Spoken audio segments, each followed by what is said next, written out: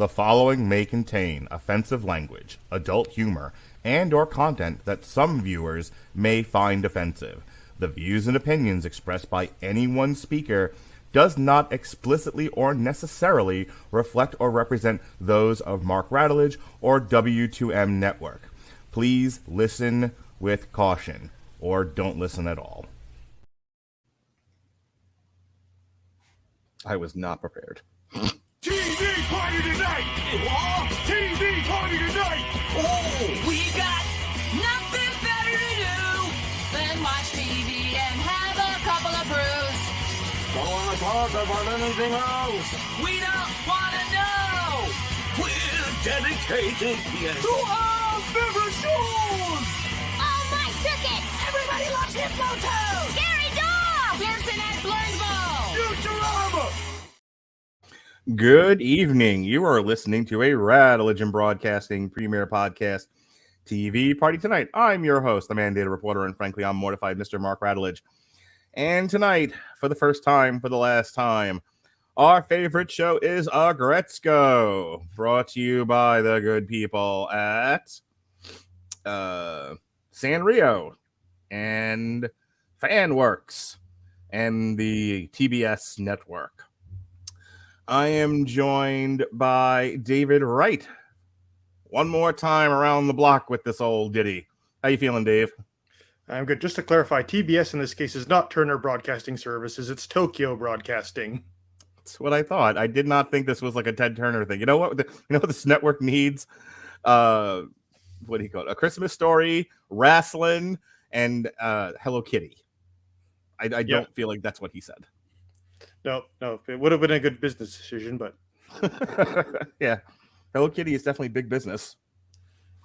yeah. Well, I think Aggretsuko is probably the best thing Sanrio's done. That being said, I am far from an authority on all things Sanrio. Oh, okay. So I should throw out Yes. all my questions while you go through the tight storied history of everything Sanrio and tell me and rank everything good to bad. Yeah, exactly. Like being a 38-year-old straight male, I'm not exactly all up on the Hello Kitties and the. Okay, Mark just dropped off. Yeah, and No, I'm here. I just occasionally have to mute my microphone because Dave, I partied this weekend. Oh boy. I partied hard. I may have partied a little too hard, and my lungs are feeling it. Yeah. Ooh. So occasionally I gotta cough, and I don't want to cough into the microphone. Appreciated. Yeah. So this won't be like the one podcast I did with Pat where I couldn't breathe. I'm doing better than that, but occasionally I do need to cough a little bit. All right. So we're in season 5 of Aggretsuko, the final season. Going back through this, is thinking back through our previous reviews. There were definitely a lot of good. Mm-hmm. Not too much bad. I think, we had our nitpicks here or there, but I don't think there was any like massive, like, oh my God, this show. But I do think we said after the last season that we felt like this had run its course. Like once Retsuko and Haida fucked up, once they resolved last season's major storyline, we're like, that's it. There's nowhere else for this to go.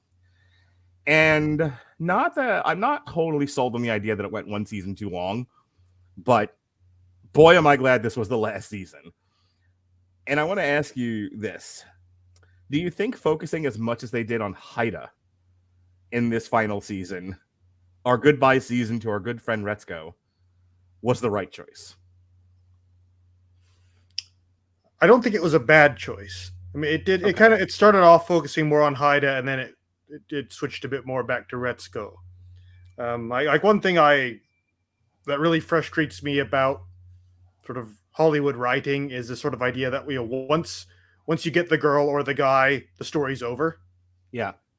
We both of us are married. You've got kids, so we both know.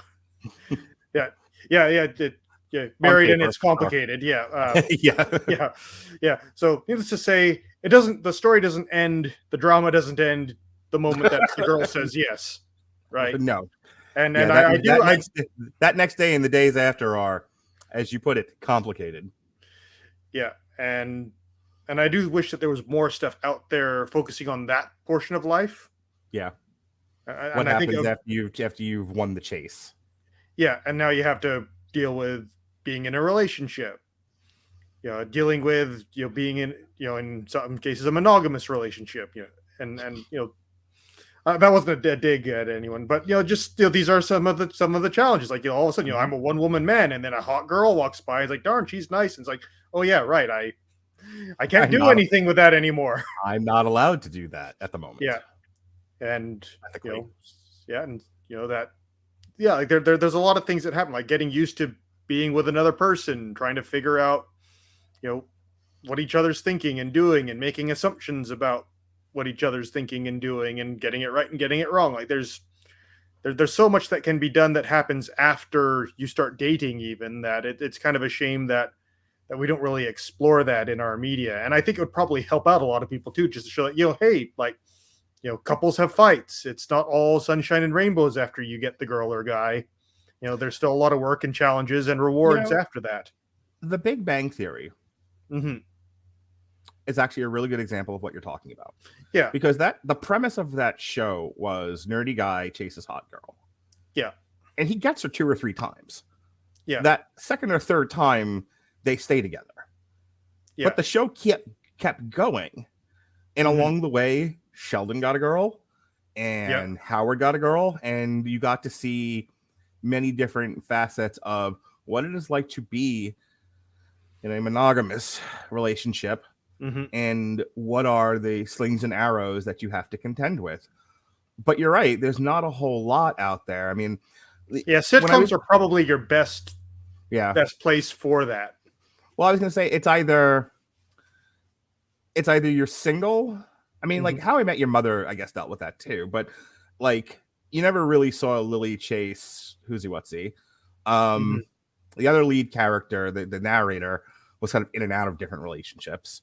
Yeah. Barney was in and out of different relationships. But How I Met Your Mother and Big Bang Theory, who coincidentally followed one another on CBS, and when they were actually actively running, probably the outliers. Because when I think about sitcoms, it's usually like a lot of families. They've got the kids. They've been together a while. Slightly different dynamic. What you're talking about is more of the Penny Leonard thing of you meet them when they first meet. You watch the chase, you watch the trips and falls, you watch them finally get the girl, but then you get to stay with them longer and see, okay, well, now what does this look like? Yeah. Once you've won the pretty gal, what do you do next? The other one, and this is maybe a dated reference, but I am, old, and I can't remember how close we are in age, but I don't know how much Cheers you watched, but Cheers was basically the Sam and Diane show. And I want to link this to something else about Aggretsuko and Haida, so people understand like what we're talking about here. The thing about Cheers was after Sam and Diane ran its course and Shelley Long left the show, they brought on Kirstie Alley. And for a while there, it was kind of the Kirstie Alley, Ted Danson show. And then after a while, they stopped writing about Ted Danson and Kirstie Alley. They started writing shows about Norm. They started writing shows about Cliff. They started writing shows about Woody. Yeah, they started making shows about Frasier. Yes, they did an entire spinoff. But I'm saying they had enough of an audience that, and the other thing people might be thinking about would be Seinfeld, but Seinfeld was an ensemble. It really wasn't the Jerry Seinfeld show. That was an ensemble cast of 4 people. So it would make sense that they would have like different episodes about each character. Cheers was really predicated on Ted Danson and whoever the female lead was, until they kind of just ran out of story. And then they're like, let's talk about these other characters. Yeah. And they had a strong enough audience that they would stay with them to want to, what's going to happen with Woody here? And like Woody got a wife, and he was like in politics or some shit like that. There was something going on with Norm at one point. Your audience followed you wherever you went because they trusted you. Not a lot of shows can get away with that. Not a lot of shows can get away with entire episodes dedicated to secondary characters. Another really good example of this would be The Simpsons, where that show was entirely predicated on Bart. Then they realized he's not the funny one, Homer is, and we've said that a million times on Radulich Broadcasting Network. And then after a while, they started doing shows about anyone. Like, sure, Homer gets his fair share, but Marge gets hers, Lisa gets hers. But I mean, like, they've done episodes about like about Willie, the groundskeeper Willie. They've done entire shows about Ralph Wiggum or his dad or something. Like, there was one episode where you followed a dollar bill and it kept going through different characters' lives and stuff like that. So, well, if you've been on the air for like 30 years, you kind of have to start getting creative. They can't all be about Homer. Yeah. Which brings us back to Aggretsuko. They took a chance, and they did about half a season here on just focusing on Haida. When we last left Haida, he had quit the business. He got the girl, and where we pick him up, he's trying to find a job, not particularly hard, not particularly successfully, and he's essentially playing like World of Warcraft. And yeah, he's in sort of like the honeymoon. Well, I wouldn't call it the honeymoon, but yeah, that phase after, like, I'm free, I've got free time, I'm just going to kind of chill and refine my bearings, and he hasn't really gotten to the point of actively looking for work again. Yeah, and it's a source of stress for Aggretsuko, who, tell me, ladies, if this sounds at all familiar. You finally deign to let this man win you. You drop the handkerchief, he picks it up, your knight in shining armor, chivalry is not dead, and you let him into the house, and you think, I finally have my happy ending, I found my Prince Charming, and he's just like, a shiftless layabout. Yeah. Now, to be fair, in the previous seasons, he was anything but a shiftless layabout. He's just kind of, yeah, it's a phase, and considering the events of the previous season, I can understand how he ended up in this place. Oh, absolutely. I'm not totally putting it on like he almost went to jail. Yeah. I was going to say, like, having been there, having, dated, married, and then feeling like, okay, well, I got to be home now. What am I going to do while I'm home? Okay, the wife's not always interested in hanging out with me. What am I going to do with my time? World of Warcraft seems fun. And boy, are these massive multiplayer online games quite enveloping. Yeah. Yeah, I've never played WoW exactly for the same reason. I've never tried cocaine. Yeah. I think if I do this once, it's going to destroy my life. Let me tell you a phrase my wife never wants to hear me, maybe not now, but back in the day, before we were social, a phrase that she told me actively that if I said again, there was going to be major consequences and repercussions. I can't go out tonight. I have to raid.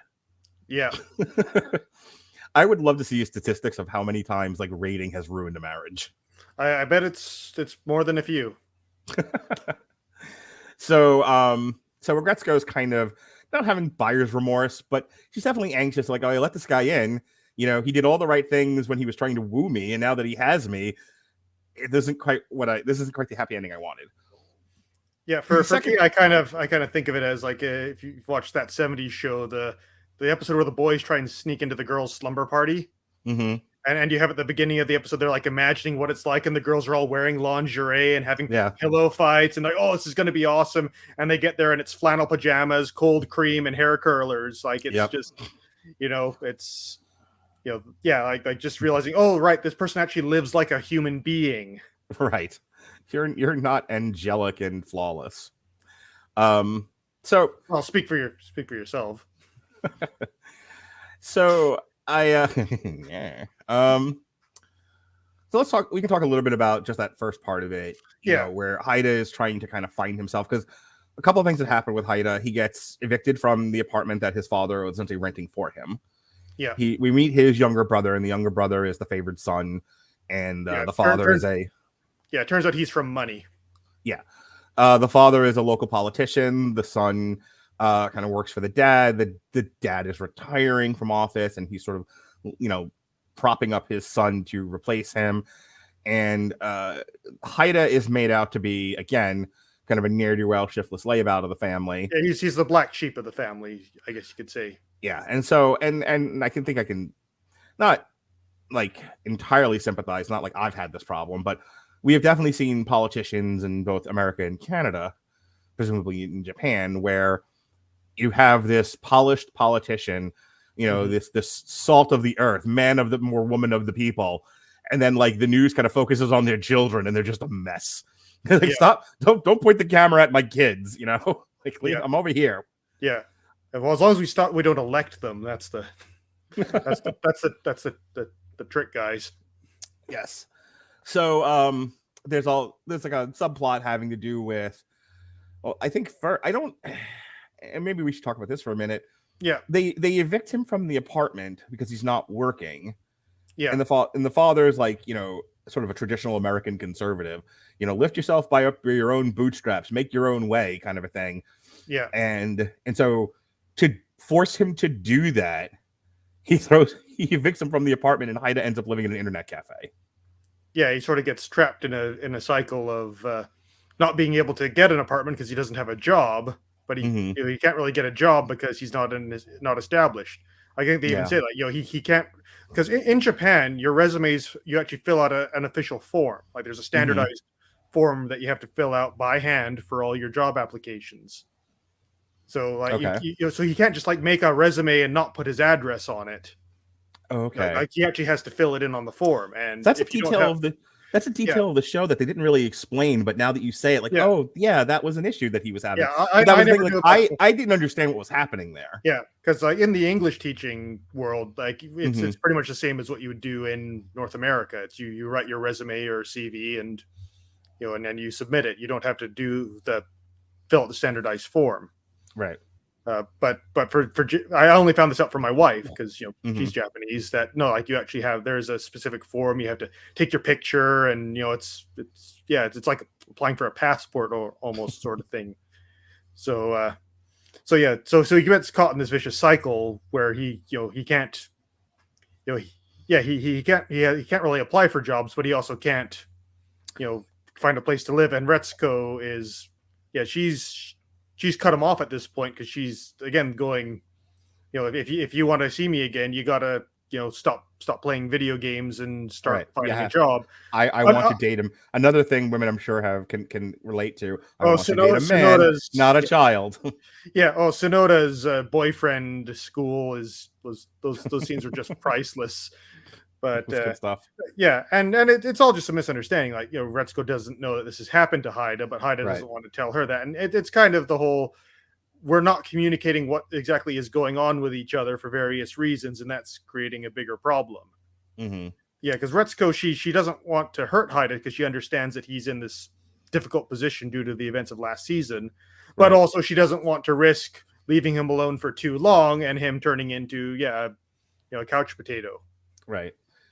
There's an element of depression. The show doesn't deal with it too much, but it's present. The writers are definitely aware that a person in this situation is going to have a degree of depression about them. Yeah, there's a bit more social commentary in this season than previous ones, I'd say. Very much so. So let's talk about the whole situation with eventually. Well, actually, before we even get into that, one of the things that happens early on, and I didn't love this. I didn't love this for the same reason I've complained about stuff like this in previous seasons, and that is the pregnant pauses in dialogue and the saying a lot of nothing. And I'm talking specifically about Welcome to Japan. I guess so. The character that he's gaming and raiding with, she also lives in the internet cafe, and we don't really learn a lot about her. She is like painfully, purposefully mysterious. Like he tries to get her to talk, and she says a little bit. She's just like, she has this very like nihilistic approach to things, where she's essentially saying, I don't think there's a lot of good left in humanity, and I'm tired of being disappointed, so I've made my world very small and manageable, and not a whole lot can hurt me or upset me here. She essentially, the song by Simon and Garfunkel, I am a rock, I'm an island. She created a little room for herself that nobody can get in, and she doesn't go out, and nothing can hurt her there. I can relate. It's interesting because I think you probably watched this dubbed, and I watched it subtitled. I watched it both, actually. Oh, well, good on you.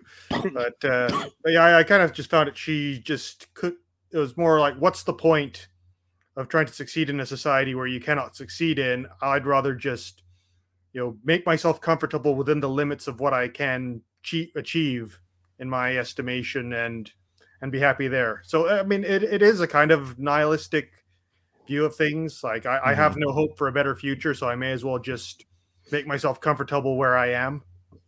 It's certainly, I think, if we were to get, I don't know, Christ, I know, I was going to say like 20-year-olds, but I know a 40-some-odd-year-old who tends to lean on the progressive side, but definitely has a, America's hopelessly screwed and there's no hope, and and it's very like anti-authority and nihilistic, and and I always feel like Peter Griffin talking to those people. It's like why are you so upset? Life ain't so bad. Yeah. 20 minutes ago, how are you doing? Not good, Dave. Not good at all. So there are good times, there are bad times, and There are trust definitely me, good times. it's not all sunshine and rainbows here either. And I'm not just talking about the weather. So that being said, the problem is they chose like a lavender color for her. I guess what is she, like a skunk? I actually wasn't sure what she was about. Yeah, sure, let's go with skunk. Yeah, not that it matters. She could have been a bobcat for all we knew. But they choose this lavender color with the inking on her, like a comic book, but the inking on her, the black lines on her stand out more because of that color. I don't notice them as much in some other characters, and I kind of was paying more attention to it here, but also because she says practically nothing, and there's a lot of sighing, like, I'm just going to be here on my phone. I know someone near and dear to my heart, very close to me, who is on that phone all the time. And I was being triggered the whole time. Like every time like she would talk to him, I just wanted to be like, put down your goddamn phone. Look him in the eyes. Yeah. It's like an old man. But again, young people watching this, like, yeah, that is how we communicate. That is how we talk. We are putting a voice out there, but we are staring at a phone. We are multitasking, as I've been told. It was painful to watch. But I guess where I was going with all of this was so much of the show is her and Haida in the beginning, the first couple episodes. And because she's not tremendously dynamic, nor do we learn a lot about her. After a while, that routine got really boring for me. Yeah, I think for me, I focused more on Haida's side of things. Like at the start, she was more of an enabler. Like in the game, she was just kept on bringing him back into the game. Sure. Yeah, and then that was like a Ready Player One situation. In the game, we can be anything. In the game, we're happy. In the game, we're successful. Yeah, well, I know. Like there's sort of this theory that I've heard that like a lot of like men nowadays, like instead of trying to succeed in business or the working world, because what's the point? It's just you turn on your console and you get all the achievements and you get that hit of I'm achieving stuff, I'm being productive without actually having to achieve anything IRL. If I may, I was telling a story earlier this evening that a week or two ago, I was struggling, just not having a good night. And I needed that like little endorphin rush. Yeah. And I don't game necessarily, so my endorphin rush don't come from that. But getting a messenger message from a particular person or people gives me that endorphin rush. Yeah. And I hadn't talked to that person for like weeks, possibly months, because this person was like shooting heroin. And I needed to detox and get off the heroin for a while, but I was having a really bad night. And so I messaged that person, and wouldn't you know it, when that person responded to me, I was like, there it is. There's that feeling I wanted. So I get that. I whatever that shot of endorphins that you need to make life just a little bit more bearable. Because to go back to your point, trying to get the endorphin rush of professional success is elusive, to say the least. But also I think her character, I forget her character name, but I think she serves also to like sort of introduce Haida to this world of sort of the people that exist in the margins, and sort of help sort of show him like how to live this lifestyle. Which ties into the whole second half of and the season, that ties into when they get more into the political aspect of things, because like Japan is a very orderly society. This is a good thing in many ways, but also not a good thing in many ways. Especially for those that are not good at conforming, there's no place for them. I know that I am wildly. This is almost wildly insulting, but like you talk about Japan, and all I think is the Demolition Man future. Kind of, San Andreas,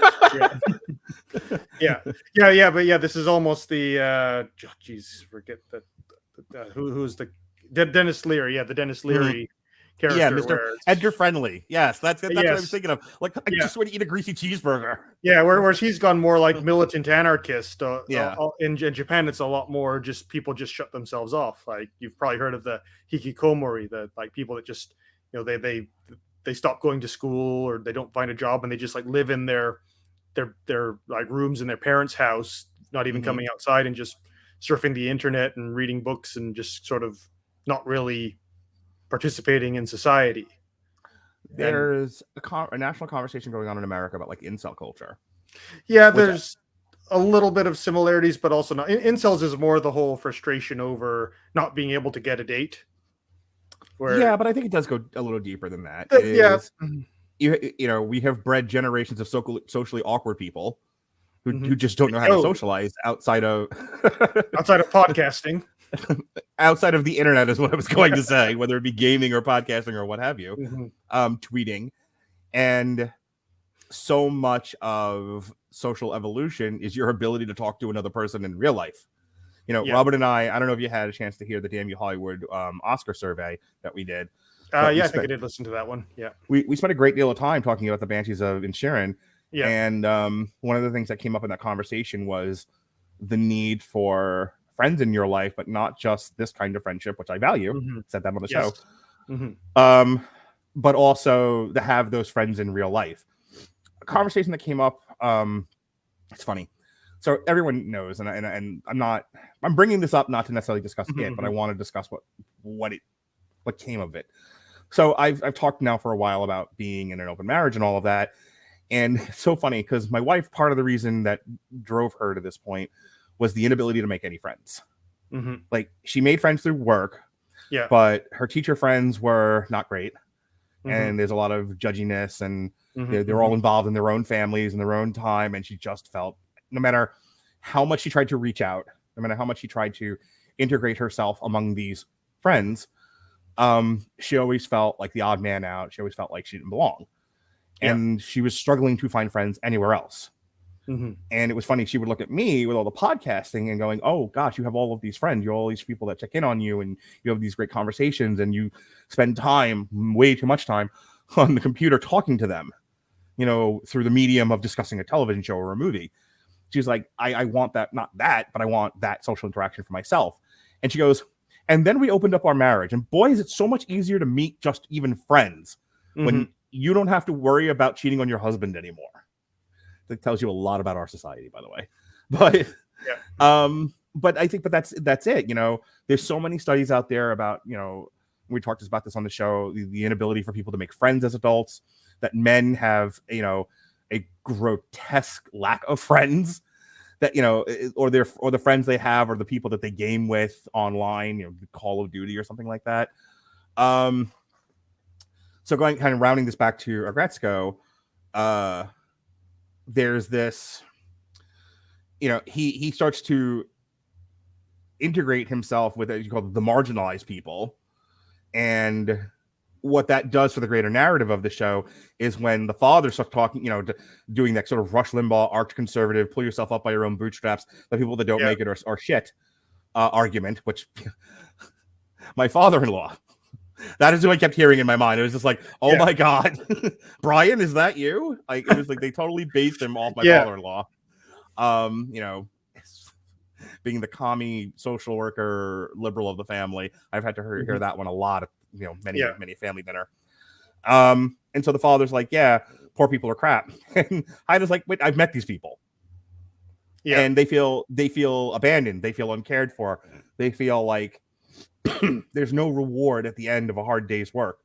Yeah, they're trying really hard, but there's no out for them. You know, like it doesn't matter how hard they work at their jobs, they will never make enough money to afford to move up out of their situation.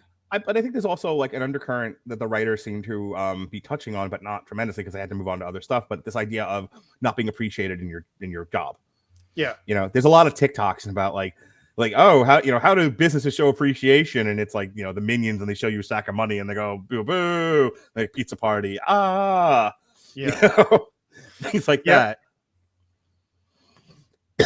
So Haida, through Haida, you get what I think is, the writer side of things, because they definitely were not on the dad side.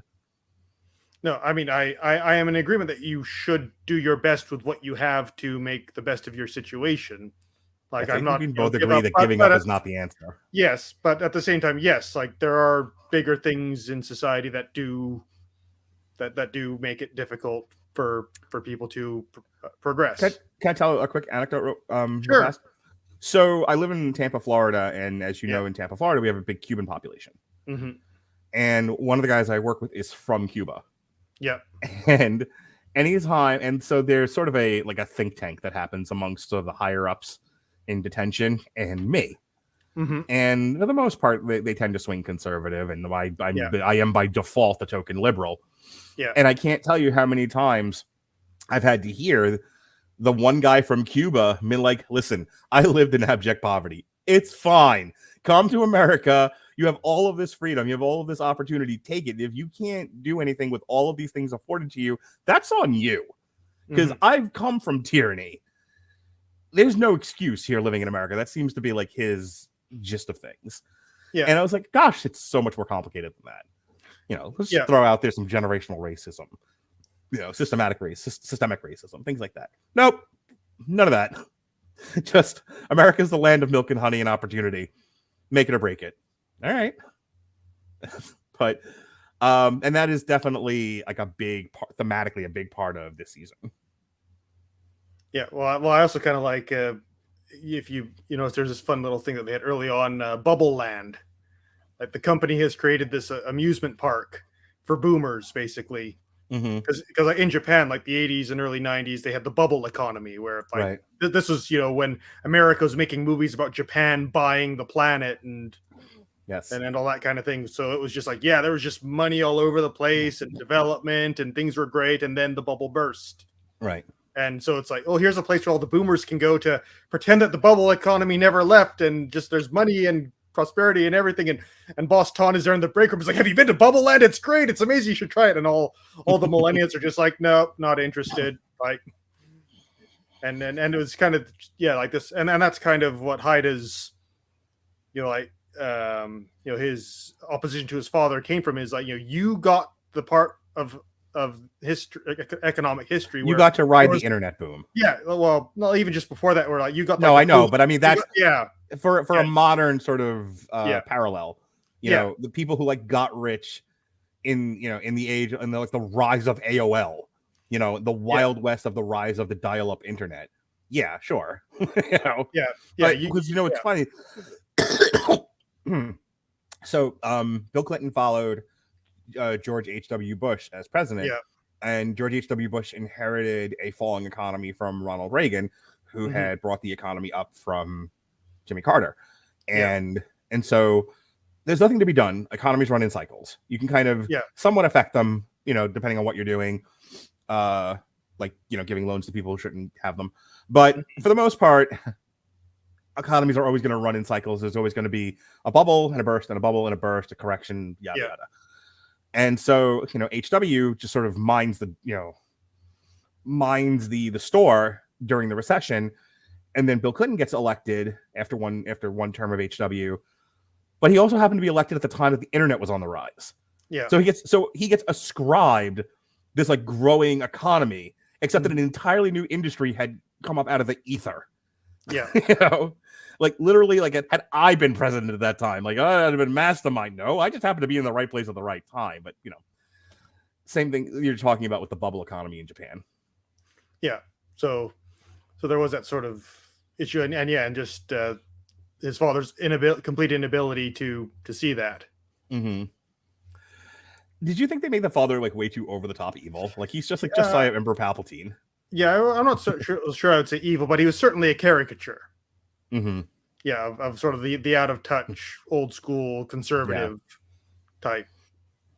They went overboard, I think. Yeah, a little bit, but then again, his screen time is so low that it's not really that much of an issue. What'd you think of the brother character?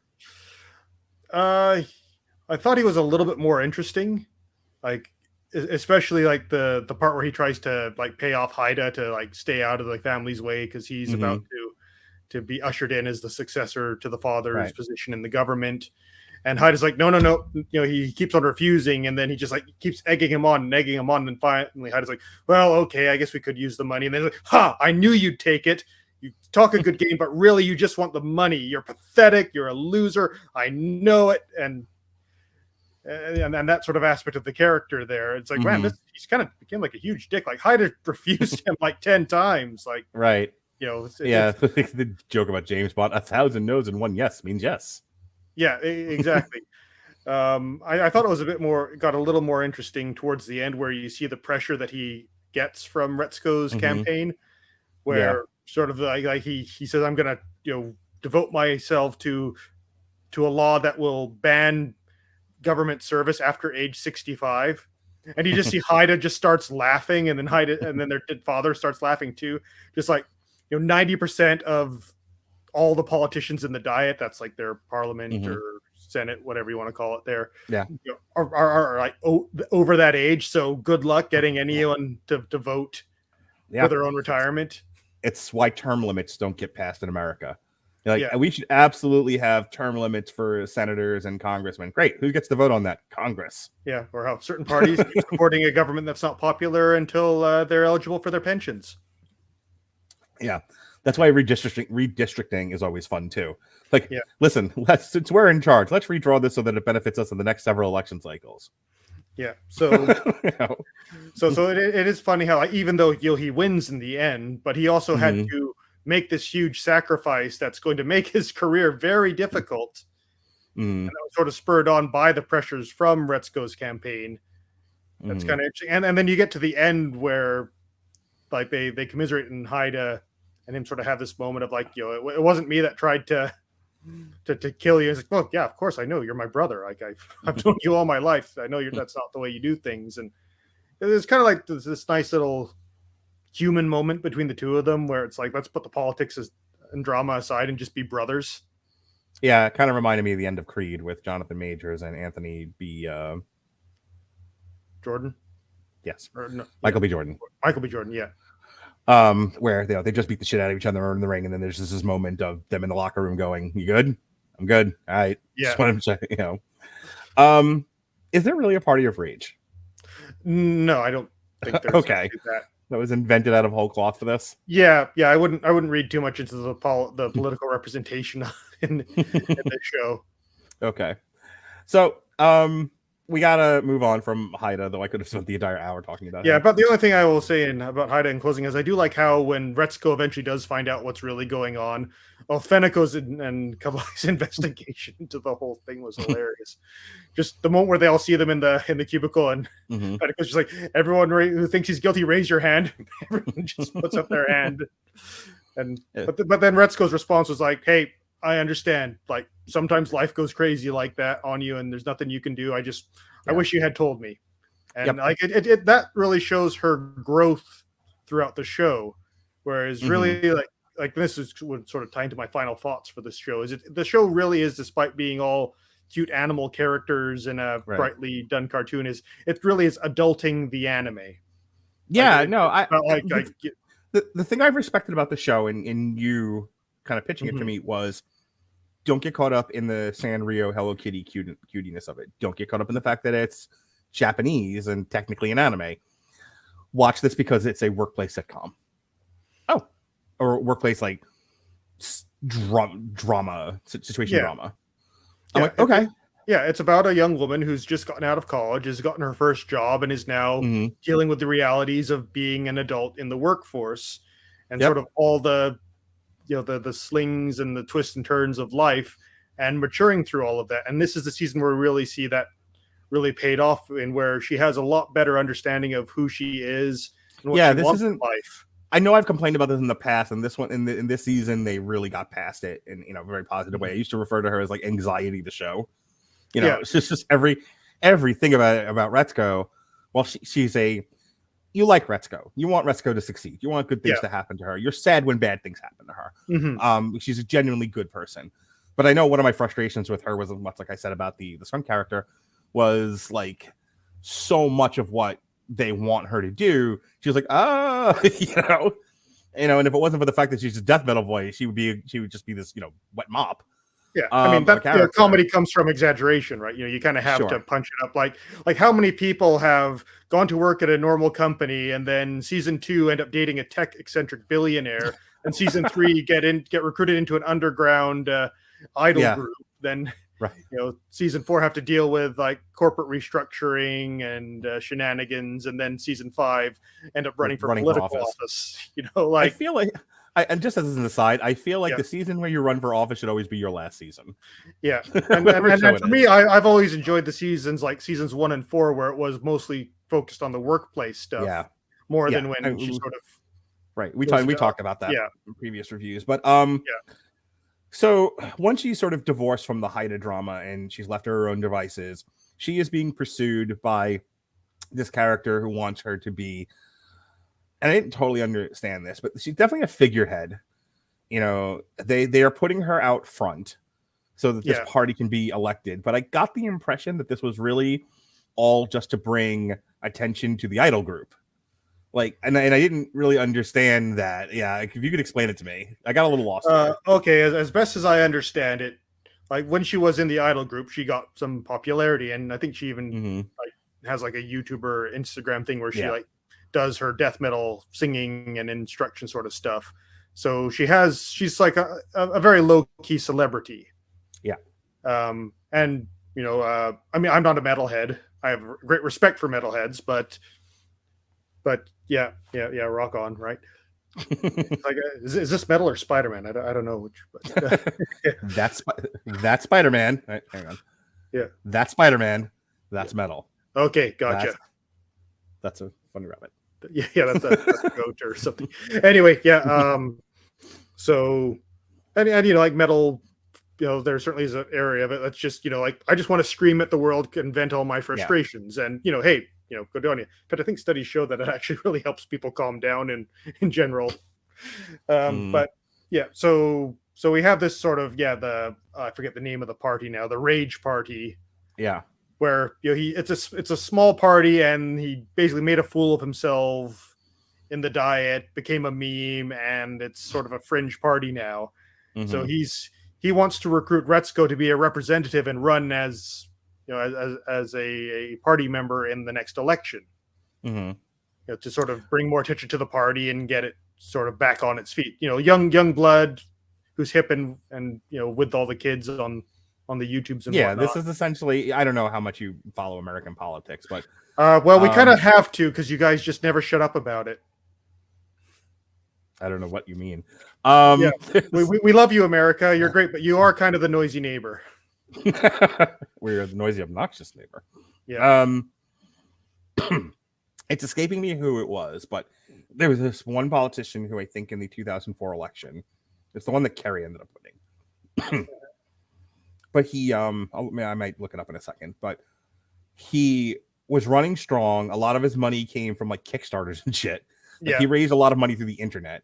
Yep. And it looked like when he went into Iowa, the Iowa caucus, it looked like he was going to like slaughter everyone. And and John Kerry, who was this veteran and he was a senator and he was a shoo-in to win, looked like he wasn't even going to come in like third or fourth. Yeah. Like, oh my God, like Kerry, this was a sea change in American politics. We were about to witness a happening, and he like came in fourth. Like he came in behind like Gephardt or something, who no one was even talking about at the time. And so he gave this whole speech in Iowa, and he was like, "It doesn't matter. We're gonna move on to New Hampshire, and we're gonna go to South Carolina." And he's naming primaries in the order that they happen in, and then at the end he just goes, "Wah!" And that is all he is known for now. That hoo-ah sound. Yeah. You did the one thing, and they just they butcher you for it. Yeah. Oh my God. Anything you said before that. Like he could have had the cure for cancer. And the Republican Party was like, "Nope, you said hoo-ah once," and that was the end of you. That didn't work. Yeah. Okay. So. There was any more to the explanation? I think you were asking about the idol group. So he goes to the politician goes to the idol group because that's his point of contact, right? Retsuko sung for them, so they probably know how to get in touch with her. And then the manager and Manaka, they both figured like, well, this would be a good opportunity for the band as well to get more exposure. Okay. So it's kind of like it was have a for them. It vested was interest. it was a mutually beneficial arrangement for them. Got you. Well, they spent a couple of episodes of him tracking her down and her kind of dealing with the idol group.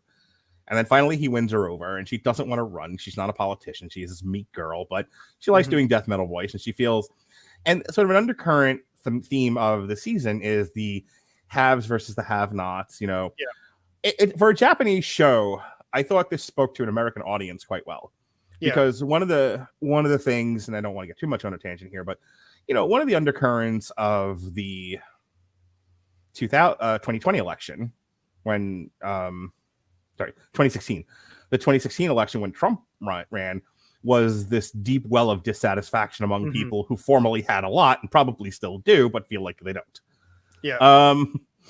And they saw in Trump, you speak for me, not eloquently, but you say the things I think out loud. You say the quiet part out loud. Yeah. And we like that. We feel like we are not heard. We are not seen, that we are marginalized, us majority people. And then here comes Trump, and he's saying all the right things. And they're like, okay, you are worth voting for, because nobody is speaking to me for me. Yeah, the wealthy elites are screwing all of you over. Well, what's your proof of that? I'm one of the wealthy elites screwing you over. Right. I've seen. Okay, that actually makes sense. Like, how do you know Saddam has weapons of mass destruction? Well, we kept the receipts. Don't you understand? Yes. Yes, we sold them to him. Right. So, on that level, like that part of the season, I think, you know, I don't know how popular this is with American audiences at this point, but I could absolutely see, like, in the writers' room, kind of looking around the world, looking at America, and going, you know what would hit people right in the feels, and what would make them be interested and feel like this speaks to the worldwide conversation we're having. That idea of let us give voice to the disenfranchised and the marginalized. And, you know, that is what she becomes a symbol of. She has no platform, by the way. So there's nothing of value to offer. She's just I speak for you. Yeah, they did a little bit where they sort of had her like learning the issues and the points, which I appreciated. But yeah, like the main thing was, she does the death metal voice. Well, actually, they do this thing where she does just get up on stage and she talks about the issues, and everyone's like, I came here for death metal voice. Like, where's the rage in the rage party? Say the thing. Yeah, pretty much. You know, she was the I didn't do it girl. Yeah, but I do kind of at least respect that she's like, I probably should actually know a little bit about what's going on politically if I'm going to run for office. You know, I should actually have like a policy for the major issues. I know I've talked about this before, but I remember like this sketch comedy show from like way back when I was in high school, and I remember like it's like a dude, like a white collar nerdy dude talking to a sock. Okay. You know, and the sock is of course smarter than the white guy. The white guy is supposed to be the conservative. Yeah. And so the sock is like, would you rob your daughter of a cold drink of water? You know, and the guy just yells, shut your stinking trap. Yeah. And he gets cheers. He gets wild cheers. There was another more recent one, Lois from Family Guy, where she's running for office and it's like trying to talk about the issues. She's getting killed by Adam West. And so Brian's like, just say 9/11. 9/11, and people cheered. Yeah, there might be some more truth than I'd care to admit. But yeah, I don't really know how much the show is dependent on the American side of the market. Like, I don't know if Netflix is masterminding this production or if it's just a show being made in Japan that they have licensed for distribution in the US. I mean, it certainly seems a lot more tailored to a Japanese audience than an American audience. Do you or your wife still follow the cultural conversation going on in Japan? And if you are, would you say the vast majority of people would relate to the show this season? Me, not so much. And her, I don't think at all. I mean, like, you know, certainly big events sort of, you know, go like when Abe was assassinated, that was kind of a big deal.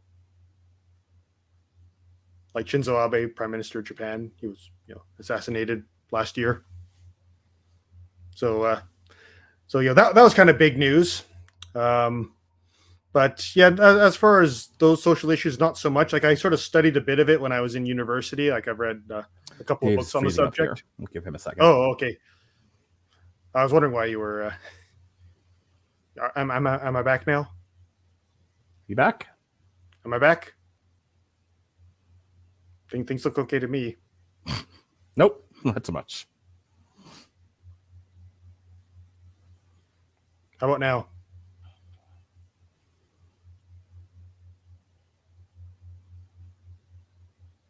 Oh dear.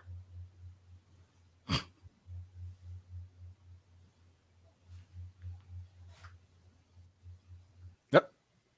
And there he goes. We're gonna wait for Dave to come back. But what I'm hoping he addresses at some point is that this. I don't have the vamp anymore. Hot dog. Yeah, you're back. Okay, yeah, that was weird because like I wasn't showing any slowdown at all. You were just kind of staring blankly at me as I was going. Yeah, because I wasn't sure. Having done this now enough times where somebody is frozen, I never know who the audience is hearing. So yeah, I just don't talk. Yeah, so I left and came back, and Yep, seems to fix it. Yeah, so yeah, when Shinzo Abe was assassinated, that was kind of big news all over the world. So just keen into that. But yeah, for most of this sort of social stuff, it's sort of what I pick up from osmosis from like anime and whatnot, or what I studied a bit when I was in university. Like if you want to kind of know some of Japan's social problems, I recommend reading the books Shutting Out the Sun, which is more like about the hikikomori and sort of the disaffected youth, as well as Dogs and Demons, which is more social economic type stuff. Highly recommend reading those for those people that just love Japan so much and think it's the perfect country and want to live there and think it'll be paradise. I mean, don't get me wrong, Japan is an awesome country. It's great to go, but you should also understand that it's it is not the promised land. It's I'm convinced that there's a segment. Else. I'm convinced there's a segment of American population that thinks Japan only produces ramen and anime. Yeah, I mean they're not entirely wrong. I once saw this picture someone put it on Facebook, and it was like, Japan in Westerners' minds and Japan in reality, and it's all like robots and samurai and anime and cute girls in school uniforms and all that kind of stuff, and then in reality it's like salarymen going to work, and like there's still like students in their uniforms, and like they both still kind of have some truth to them. Do you remember, I don't know how much of my Facebook feed you followed at the time, but there was a point in my podcasting career I was super obsessed with the Japanese sex robot. Like, this is all, I was posting articles about it as often as possible. Yeah, I think I missed that one, but okay. Well, there wasn't a one. It was quite a long time. Yeah. And it came up on a lot of different shows. But I kind of lost track of it because, at some point, much like Cocaine Bear, you got to move on from the joke. So I gave up thinking and following the rise and possible fall of the Japanese sex robot. But we were talking about essentially, I don't know how you pronounced it, but the Japanese incel culture. And I was like, yeah, I wonder if the sex robot dropped enough in price to fix that problem. I would doubt yet, but again, I have not put as much research into that as you. Dave, I told you specifically come with graphs and charts and data about the Japanese sex robot. How are you this unprepared? This is another one of Mark's infamous things that happened in his mind and reality not meeting up. It's a lot of that going on. Yeah. All right. The politics stuff with Aggretsuko in the last couple of episodes was pretty good. I thought I said the first half of the season's a little slow, especially when it's just dealing with Haida and Net Cafe Girl. Picks up a little bit more when he goes home and has to introduce Aggretsuko to the father, and you get to, a better idea of where the season's going. And then the last couple of episodes that are just dealing entirely with the election, the show I think does a really good job of keeping up the pace and getting you interested. And I'll tell you, much like Rocky, I really didn't know who was going to win in the end. Like I'm dead serious about that. Like in the early Rocky movies, he fucking loses, or to draw. So I was, I'm sitting there. I'm just like, I wonder where they're going to go with this. Is she going to win in the end, or is she going to lose? But through losing, she kind of makes the brother a little bit better, a little bit more humble. Where are they going? That's kind of what happens. Yeah, they make him sweat. Yeah, and he has to respect his brother a little bit more. And in the end, Haida finally gets a job. We flash forward a little bit. Haida gets a job. Aggretsuko continues to work. I did laugh every time Tone called Aggretsuko Calendar Girl. Okay, because I forgot that was her nickname. Yeah, in Japanese it's translated as like short timer. Yeah, like or temporary worker, because she was looking for a job while she was employed. So Mm-hmm. So that was sort of his dig at her. I've enjoyed our conversations about the show. I've enjoyed the show itself. I'm not unhappy to see it end. I feel like we've hit the end. There's no more story left to tell here without making it paper thin or making it, really doing kind of like a jump the shark sort of ludicrous thing. Like, come on, this is supposed to be relatable to the every person, and you've made this ridiculous. It's like what's going to happen next season? She goes to space in a car. Yeah. Tarzan swings across the chasm, things like that. So that's kind of my last word on this. I'll give you the final word here on Aggretsuko season 5 and then just this series in general. I mean, one detail I would like to talk about before we wrap up the season was sure, Boss Ton in this season. Like I thought, like I've said before, how in sort of the culture, it's like, your boss makes your life a living hell, but at the same time, you are part of their team and they will go to bat for you. And we sort of see how he actually had 2 like really great moments where like he calls up Haida to help him fix his computer because he's learning how to use a computer now. Right. And like all of us that use computers, like, no, like, you just, when you get that many error messages, you kill the computer and reboot. Like it's just, you're done. But when on his way out, Ton actually like sort of offers Haida some advice about, like you wonder if you've made a difference in the world. Well, the software you wrote for us before you left is now become indispensable to the company functioning. Right. Yeah. And like, even though you were an accountant, you seem to have a lot of skill with computers, and it's never too late to start over. And like he wasn't like trying to get Haida back into the fold, but he was just like offering him some genuine advice from someone who's more experienced in life. Well, we talked about this, and I think it's a great point of comparison between Ton and the dad, because the dad, there was like no redeeming qualities. Yeah. Ton, we talked about from the very beginning. It's not that he was a bad guy. It was he had a perspective. Yeah. And it ran counter to Aggretsuko's sort of fantasy of what does a young girl want in this world? Yeah. Which actually I do need to touch on that for a second. Yeah, but go ahead. Without even getting back into like the relationship stuff, I think I don't think it's too a bridge too far to say a lot of women have some pretty unrealistic expectations of what adulthood will be like. It's a lot of it centered around relationships, but I do think that because we tend to treat boys and girls differently, the things we say to boys are sometimes not the things we say to girls. Girls turn into women with extremely skewed perspectives. And maybe I'm wrong about that, but considering if we talk about like the princess fantasy, I'm going to grow up, I'm going to be pretty, I'm going to attract a man, and he's going to take care of me, and I will live like I will live like a Disney princess. And then they get into the world and they find out that is not the case, and it's this sort of massive disappointment that they're having to contend with and find ways to cope with, some healthy and some life. I mean, not so healthy. Yeah, and then Meghan Markle does live that life and then tells you it's all horrible and nasty and oppressive. Who's someone to punch Meghan Markle right in the mush? I do not agree with that, but I think I've made my point. Yeah, sure. And for more on that, check out our review. You can go sit over there next to Jeremy Clarkson. I was going to say, for those of you who want to hear more of that sort of thing, check out our reviews of The Crown. But where I swear that has come up. But anyway, so I think Aggretsuko is a great sort of icon of like a modern womanhood. She stepped foot into the world, and it was not what was promised to her, and she is like struggling with that. And eventually she copes and she figures it out and she adapts, and people who have kind of been through it like show their scars and teach her how to deal and not quite lean into every punch. And that's great, and it's what makes her an enjoyable character to watch. But kind of going back to the Ton thing, that first season, she was very idyllic, and Ton was very realistic. Also, old man, young woman, skewed perspectives. But they made Ton, and this is the point that I wanted to raise, they made Ton more relatable. They didn't make him like quite so evil. And then there's like the dad character, and there's nothing. It's like he's, like I said, he's Emperor Palpatine. It's like I was expecting him to like hit Haida with like force lightning.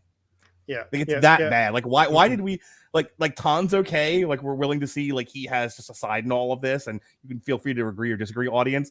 And then there's Haida's dad. Like, nope, he's just the worst. Please boo him. Boo this man. Yeah. Well, again, I think the best part of the first season was the drinking party, Mhm. where like she starts to connect with Ton, and he just says like, look, back in my day, like you made a mistake at work, you were yelled at in front of everyone, and you were just expected to learn from it and just continue on. That's how we were all taught. No one held our hand and said nice things and complimented us. It's just, you work, and you're allowed to come in the next day, and that's just that. And I grew up and I grew up with parents that yelled. Yeah. Like that's how they handle things. When I was in trouble, I got yelled at. and And I as even a parent, God. Yeah, and one of my managers in the past like said to me, like, one of the things that I found so difficult to deal with millennials on is they're always keen, they're always seeking approval. Like they always want an attaboy and compliments and to show off how much they know, even though like they're still very young and have a lot to learn. And it's just that sort of finding people of that generation who don't have that is difficult.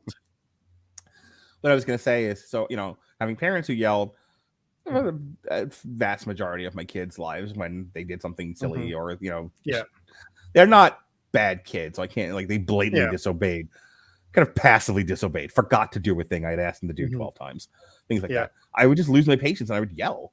And it was a conversation recently about like, hey, we're never going to respond to you yelling. Never. Like, we're always going to shut down. This is never going to work. Never going to get you what, So like tonight, I gave my daughter a set of instructions. They were not followed at all.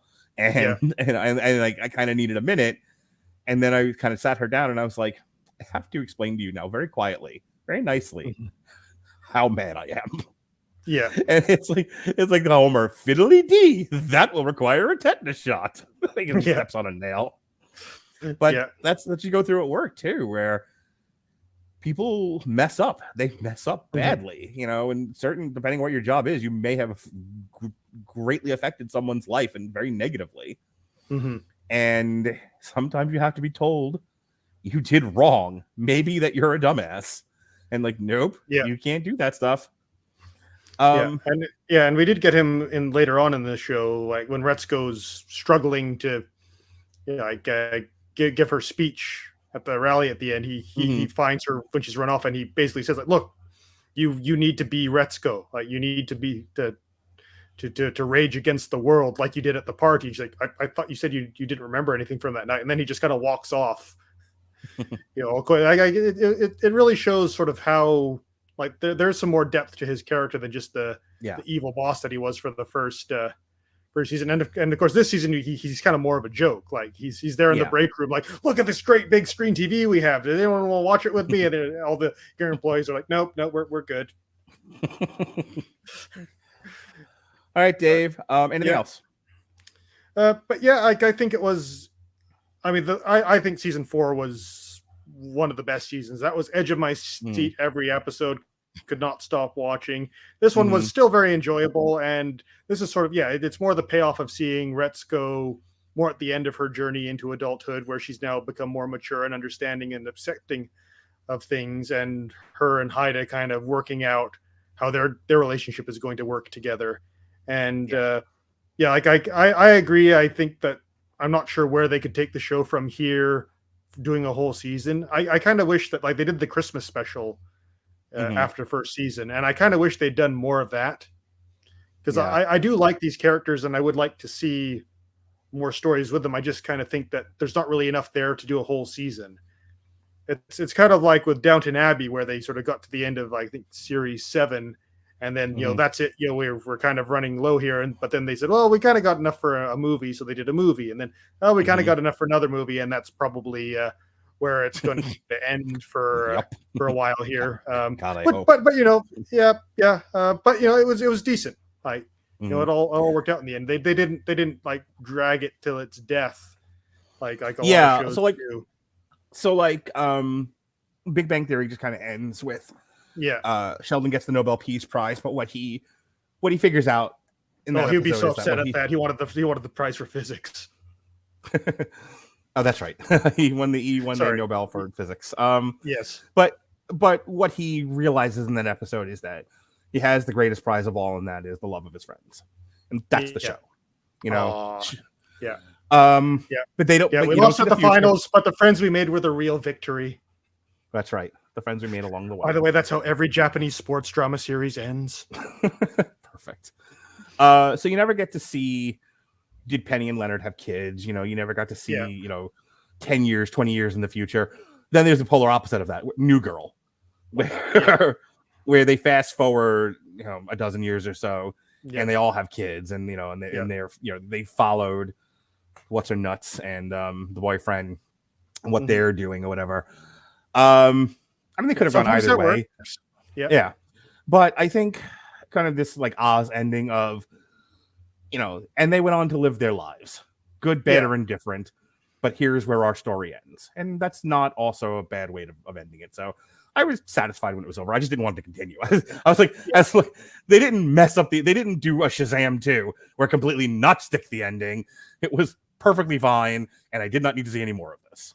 Yeah. It's I like the characters. I like the concept of the story. So that it's when you have something you love, it's kind of it's bittersweet because yes, it is time to end, but you also wish that it didn't. Oh, Dave, you should have seen me at the end of The Wire. I was like, no. Yeah. Like I was ready for the Shield to end. I was not ready for The Wire to end. I was like, no, there's so much more crime in Baltimore. What happened to keep? It's like going on and on. And yeah, sometimes it's like that. Sometimes you're like, no, we can do more story. There's more things to talk about. And then there's like, nope, I have seen all I need to see of this world. Let's go to another world. Yeah.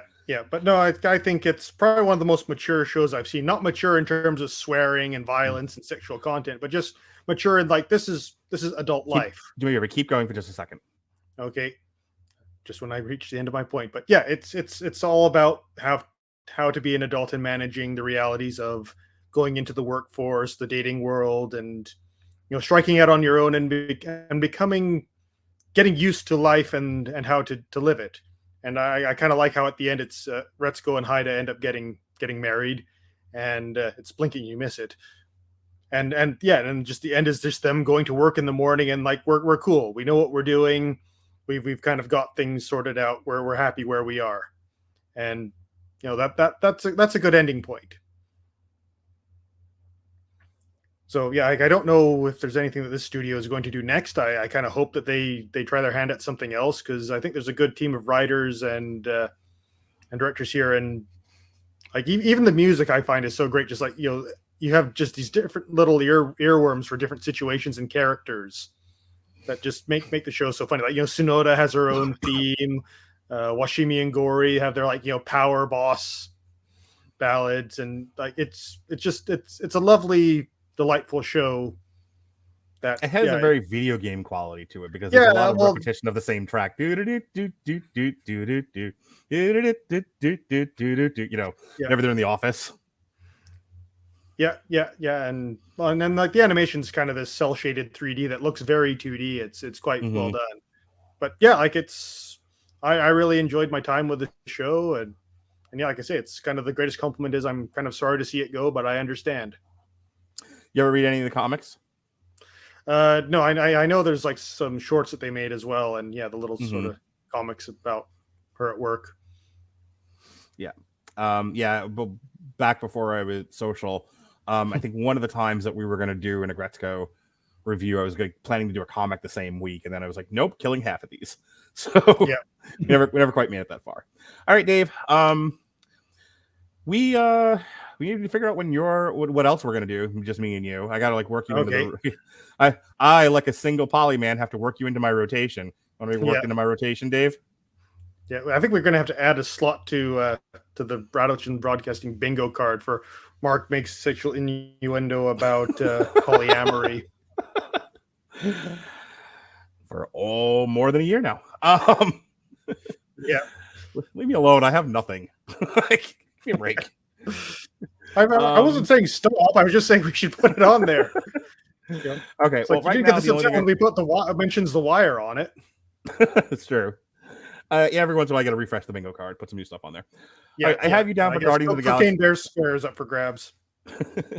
I have you all set for Guardians of the Galaxy Volume 3. I don't know if there's Yeah, anything else. that's a definite. Yeah. Yeah, I'm trying to remember. I mean, at some point we'll might be able to throw together Vox Machina season 2, but I don't know where we are with organizing that. It's not a huge that deal. is you and Robert. I dropped out of that. Yeah. Okay. The deal was I was gonna do it with him, and then something came up, and I had to like kill it. And then you guys were talking about just doing it together. And Robert initially shied away from doing StreamYard himself, but he wanted to do this bad enough, and you wanted to do it. So I was like, okay, figure this out. Like I just can't do it all. So I think you and Robert are gonna eventually put that together. Yeah. But we at one point we're gonna do Strange New World, but then I got sequestered. So maybe someday we'll figure out when to do that. Are they doing a season 2 of that? I believe they are. So maybe we'll just roll seasons 1 and 2 into one show. Mm-hmm. Yeah. I know this is the last season of Picard. Yeah, and apparently it's actually really good. I keep hearing, even from the people that hate everything that is new, nerd anything. All right. Well, you know what? Just because I keep promising everybody else that I'll finish things with them, I'll find a spot for you. Yeah, like I haven't started watching it yet, but I think I will actually willingly this time watch season 3 of Picard. Okay. Well, then there we go. I will get back with you, and we'll do season 3 of Picard, and we'll finish that up.